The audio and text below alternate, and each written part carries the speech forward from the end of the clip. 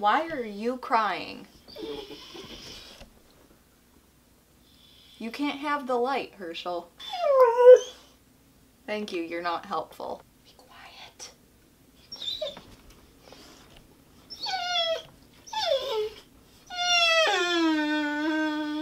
He's crying because there's a light here.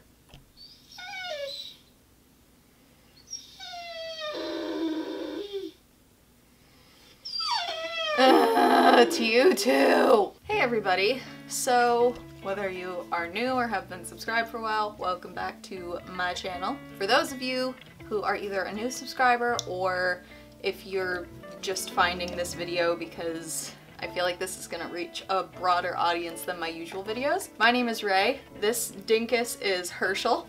I am a 20-year-old equestrian living in Western New York State. I have 2 personal horses, Bug and Jazz, and I also work with a couple of other horses. I will do a more in-depth introductory type video that you guys can learn all about the horses on, but in this video it's gonna be a little bit about me because if you couldn't tell from the title, today I'm gonna tell you all the story of how I was diagnosed with type 1 diabetes. So the day this video is being uploaded, which is October 25th, 2 years ago on this day is when I was diagnosed with type 1. So I just said I was 20, so if you can do math, you've probably figured out that that means that I was diagnosed when I was 18, which isn't very common for 18-year-olds to be diagnosed with type 1 diabetes. Usually it is something that's you're diagnosed with like as a small child. Not saying that you can't be diagnosed as a teenager, which clearly happened to me, but it's more common to see it diagnosed. That's why they call it juvenile diabetes. We're just gonna jump right into it, and I'm gonna walk you through the day that I was diagnosed, as well as kind of my stay in the hospital and when I came home and all of that. Is the lovely October day in 2017, October 25th, 2017. I remember I got up in the morning, I had waffles with syrup for breakfast, along with a glass of apple juice, because I love apple juice, and I had a riding lesson with my horse Bug. I remember we finished our lesson off in the round pen doing some tackless work, and it was super fun. And then my mom took me over to the doctor's because I had an appointment scheduled because TMI, I thought I had a UTI. This was the indicator.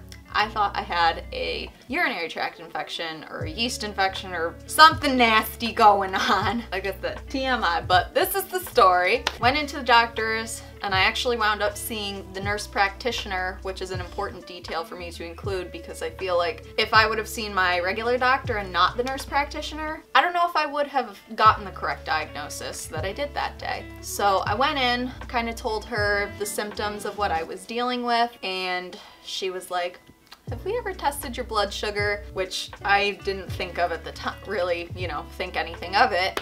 So I'm like, no. And she wanted to test my blood sugar, which, hi, I'm terrified of needles and anything that pokes you.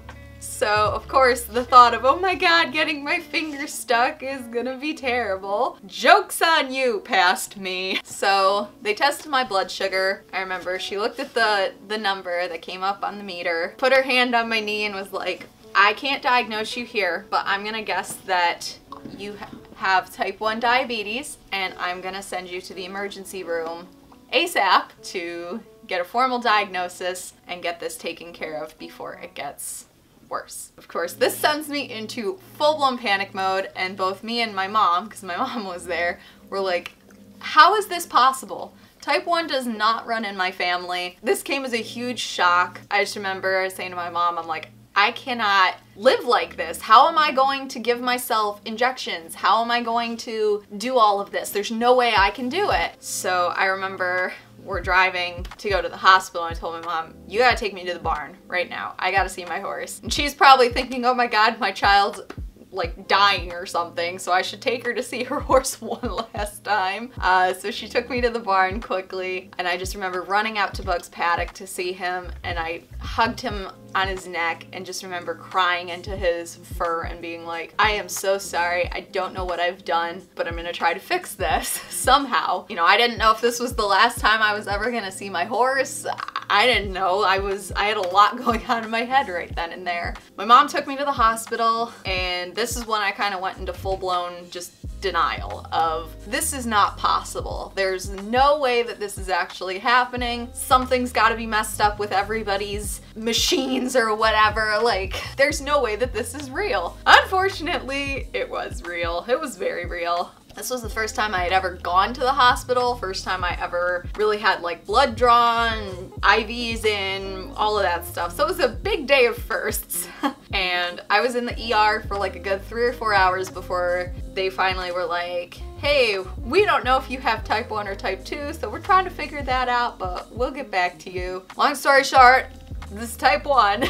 I got moved up to my own room shortly thereafter. I think it was around 9 o'clock at night, you know, like 4 hours after being admitted. Thankfully, I was able to stay in the pediatrics unit because when you're 18, you're kind of on the cusp of, do you get to stay in the peds unit or do you go with all of the adulty people? And I got to stay with the kids, so that was great. I had a corner room by myself. It was nice and quiet, and shout out to Strong Golisano Children's Hospital for being the real G, because honestly, I feel like for staying at the hospital, it was a good experience. It kind of was like staying in a hotel room. It was quiet. The food there was fantastic. Like, honestly, everybody says that hospital food sucks, but like, this didn't. It was really freaking good.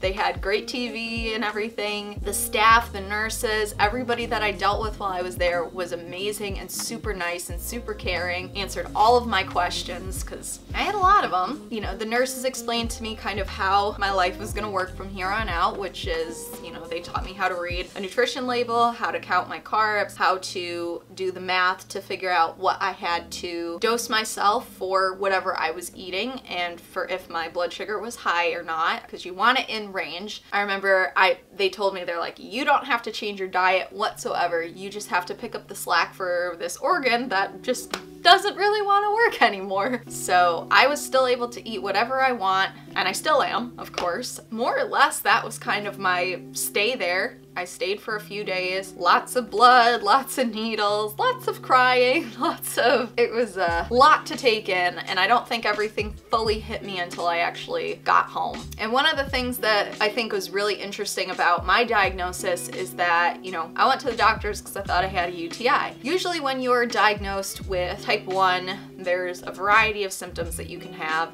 usually like increased thirst, and as a result, increased urination, weight loss, which in hindsight, I did have a lot of weight loss. If you look at this picture compared to me now, you can see I was pretty darn skinny compared to what I look like now. At the time, I didn't think anything of it. I thought I was just like being healthy and losing weight and all that cool stuff, but nope. I didn't really have any of your typical symptoms like the increased thirst, increased urination. Some other things that you can experience is like blurry vision, which my vision already kind of sucks. I wear glasses. And usually one thing that's really common with people that are diagnosed with type 1 is they go into what is called diabetic ketoacidosis. So basically, what DKA is where your body has an excess of what are called ketones, and as a result, your blood literally starts to turn into acid, or it gets more acidic. So it is a medical emergency when somebody goes into DKA. Had I not been diagnosed when I was, the possibility of me going into DKA could have been a real possibility.